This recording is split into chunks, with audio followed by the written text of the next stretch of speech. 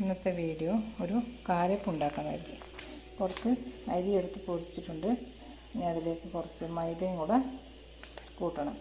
ഞാനിപ്പോൾ ഇവിടെ 1 കിലോ പച്ചരി പുതിർത്ത് പൊടിച്ചിട്ടുണ്ട്. അതിലേക്ക് 1/2 കിലോ മൈദയാണ് ചേർക്കുന്നത്.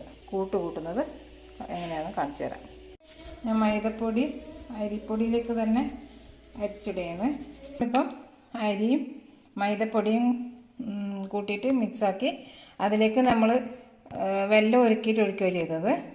അത് നന്നായിട്ട് കൂട്ടി വെച്ച് ഒരു 2-3 മണിക്കൂർ കുതിരാൻ വെച്ചു.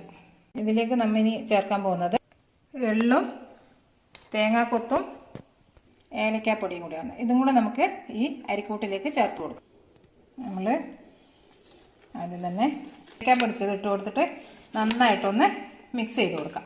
കൂട്ടി വെക്കുമ്പോൾ കുറച്ച് ലൂസായിട്ട് തന്നെ അരിക്കൂട്ട് ആക്കി വെച്ചിട്ടുണ്ട്. ഇനിയിപ്പോൾ ഇതിൽ വെള്ളം വേണമെങ്കിൽ നമുക്ക് കുറച്ച് തിളപ്പിച്ച വെള്ളം കൂടെ കൂട്ടിയിട്ട് പാകത്തിന് ആക്കിയെടുക്കാം. ഒഴിച്ച് നോക്കുന്ന സമയത്ത് മാത്രം നോക്കിയിട്ട് ചെയ്താൽ മതി.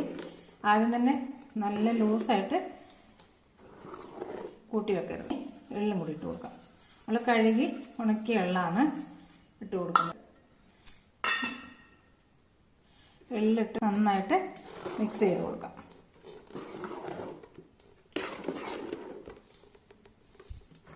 ഇനി നമുക്ക് ചേർക്കാനുള്ളത് തേങ്ങാക്കൊത്താണ്. അത് നമുക്കൊന്ന് ചെറുതായിട്ട് വറുത്തെടുക്കണം.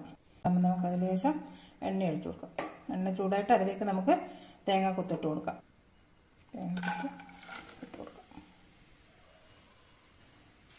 തേങ്ങ എടുക്കുമ്പോൾ എപ്പോഴും ഇങ്ങനെ അപ്പത്തിലൊക്കെ ഇടാനാണെങ്കിൽ വെള്ളം വറ്റിയ തേങ്ങ കൊട്ടത്തേങ്ങ എടുക്കുന്നതായിരിക്കും നല്ലത്. പെട്ടെന്ന് മൂത്ത് കിട്ടാനൊക്കെ നല്ലതാണ്. തേങ്ങ കൊത്തൊന്ന് മൂത്ത് വരുമ്പോൾ നമുക്ക് അരിക്കൂട്ടിലേക്ക് ഇട്ട് കൊടുക്കാം. തേങ്ങാക്കൊത്ത് നിറം മതി. ഇനി നമുക്കിത് അരിക്കൂട്ടിലേക്ക് ഇട്ട് കൊടുക്കാം. നമ്മൾ പാത്രം ചൂടായപ്പോൾ അതിലേക്ക് എണ്ണ ഒഴിച്ചു കൊടുത്തു. ഇനിയിപ്പം എണ്ണ ചൂടാകുമ്പോൾ അരിക്കൂട്ട് ഒഴിച്ചു കൊടുക്കാം.